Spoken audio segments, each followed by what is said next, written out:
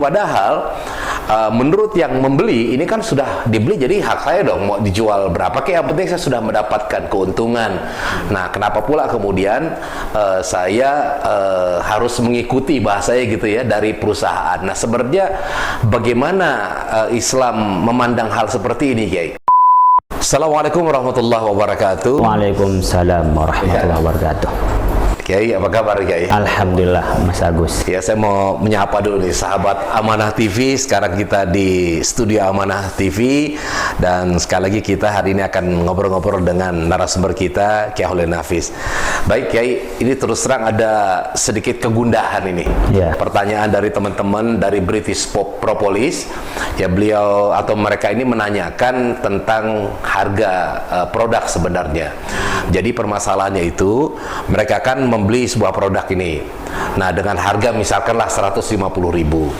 Nah, kemudian mereka itu menjualnya itu misalkan di harga 225.000. Nah, sedangkan perusahaan itu mematok harga 250.000. Jadi harus 250.000 padahal menurut yang membeli ini kan sudah dibeli, jadi hak saya dong mau dijual berapa kayak yang penting saya sudah mendapatkan keuntungan. Nah, kenapa pula kemudian saya harus mengikuti bahasanya gitu ya dari perusahaan. Nah, sebenarnya bagaimana Islam memandang hal seperti ini, Kiai? Ya. Terima kasih Mas Agus atas pertanyaan, juga kepada teman-teman di BP ya, yang tergabung di dalamnya. Dalam hal ini kita membeli produk BP itu, lalu ada kewajiban untuk menjual dengan harga yang sama di masyarakat, 250.000. Sementara ada berdalih, saya kan udah beli, urusan saya dong.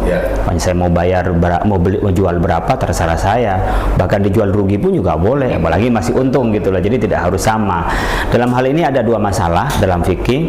Yang satu masalah penentuan harga, yang kedua ada syarat penjualan yang harus sama. Pertama berkenaan dengan penentuan harga. Di dalam Al-Quran sebagaimana disebutkan oleh Imam Ahmad bin Hanbal, tidak ada ketentuan harganya itu berapa. Itu diserahkan kepada publik. Pasar maksudnya? Ada pasar seperti apa. Bahkan ketika Rasulullah SAW itu diminta oleh para sahabat untuk menentukan harga karena harga tidak stabil di pasar, Nabi mengatakan selama itu tidak ada kecurangan, Allah lah yang maha memberi harga. Jadi tidak mau matok itu. Jadi harga diserahkan kepada hukum pasar. Tapi menurut Imam Al-Ghazali, ya sudahlah yang wajar saja, bisa 5, bisa 10%. Intinya tidak ada keterangan yang pasti dari Al-Quran dan hadis yang wajib mematok harga. Itu dikembalikan kepada pasar. Nah, di dalam penentuan harga ini ya tentunya kembali kepada yang layak. Mau dihargain berapa terserah. Nah, apalagi di situ tidak ada kecurangan, ya silahkan, harga itu adalah kebebasan kita bersama. Tetapi ya kita harus mengikuti pada batas kewajaran. Jangan sampai ada berlipat ganda sampai haji mumpung orang butuh, saya hargain yang mahal. Jadi selagi harga itu masih wajar, tidak ada kecurangan, disampaikan apa adanya, itu sah-sah saja. Yang kedua, mematok harga ini itu hak orang yang menjual, boleh-boleh saja mematok harga itu. Yang menjual itu perusahaan atau yang menjual yang membeli produk tadi? Ya, perusahaan yang berhak untuk menentukan harga. Tapi orang yang membeli harus dengan syarat menjual seperti ketentuan dari perusahaan, itu namanya mensyaratkan kepada pembelian sesuatu itu. Nah, memberikan syarat itu memang khilafi antara ulama ya. Ada yang mengatakan nggak boleh ngasih syarat dong. Tetapi boleh saja kalau di dalamnya adalah maslahah. Al-aslu fil muamalah al-ibahah. Dasar pada muamalah itu boleh. Ya, di sini ketika ada kesepakatan antara mereka, nih kamu boleh bergabung loh dengan BP, Anda bisa jadi agen, tapi penjualan harus semua sama. Untuk melindungi apa? Agen-agen yang kecil, penjual-penjual yang kecil. Karena nanti kalau ada penjual yang besar di drop dengan harga yang murah, kan yang kecil nggak laku. Maka untuk menjaga kemaslahatan ini, maka harganya disamakan semua. Itu boleh. Ya, karena kita diperintahkan aufu bil uqud, untuk melaksanakan akad kita, janji kita. Al muslimuna ala syurutihim illa syartan harrama halalan aw halala haraman. Jadi orang Islam itu terikat dengan perjanjiannya. kecuali janji itu menghalalkan yang haram atau mengharamkan yang halal. Maka ketika di BP itu dibuka, ayo siapa yang mau jadi agen, siapa yang jadi mitra kita, kemudian ada kesepakatan semua harganya 250.000, maka semua harus mengikuti, karena ketika dia membeli dan ketika dia bermitra berarti sepakat dengan aturan syarat itu.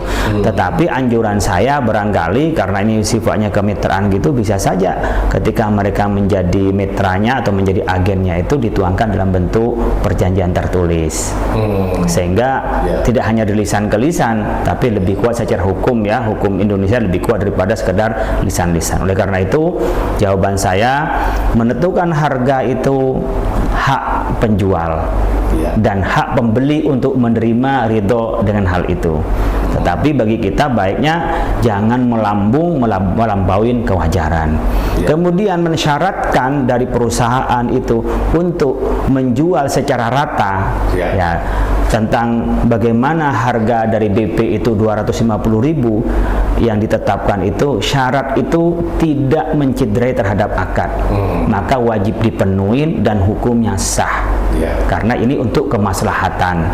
Dan selama itu ada kesepakatan dan di situ kemaslahatan, maka orang Islam yang bersepakat dan berjanji itu harus memenuhi kesepakatan dan janjinya.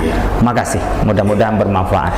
Baik, terima kasih Kiai dan sahabat sekalian. Mungkin juga ada kasus-kasus yang sama ya di antara dengan teman-teman di British Propolis ini. Ya, apa yang disampaikan Kiai ini sudah jelas sekali, memberikan gambaran yang tepat apa yang harus dilakukan. Terima kasih, insya Allah kita akan berjumpa kembali dalam program podcast dari Amanah TV. Assalamualaikum warahmatullahi wabarakatuh. Waalaikumsalam warahmatullahi wabarakatuh.